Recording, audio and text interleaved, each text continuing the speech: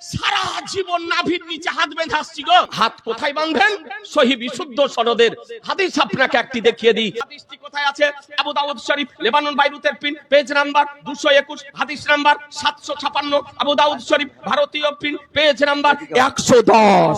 এই হাদিসের অনুবাদ শুনেন। আবু জুহাইফা রাদিয়াল্লাহু তাআলা বর্ণিত, তিনি বলেন, আলী মুর্তজা রাদিয়াল্লাহু তাআলা বলেন, সুন্নাত হলো বাম হাতের কবজির উপরে ডান হাতের তালু রেখে নামাজে নাভির নিচে হাত বাঁধা।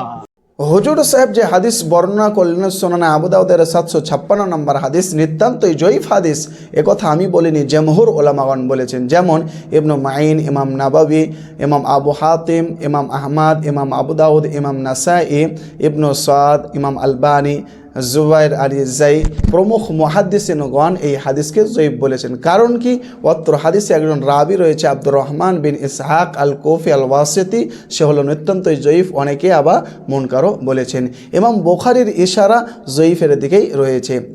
অত্র হাদিসে আরেকজন রাবি রয়েছে জিয়াদ বিন জায়েদ আস-সুয়াই। এই রাবি সম্পর্কে ইমাম আহমদ তিনি বলেন যে মজহুল রাবি। তাহলে আমরা বুঝতে পারলাম যে অত্র হাদিস হচ্ছে নিতান্তই জয়ীফ, আমলযোগ্য নয়। তাহলে সহি হাদিস কি? সুনানে আবু দাউদের 759 নম্বর হাদিস, রাসূলুল্লাহ সাল্লাল্লাহু আলাইহি ওয়াসাল্লাম সালাতে বুকের উপরে হাত বাঁধতেন, মাওকুফ সহি সূত্রে বর্ণিত হাদিস রয়েছে।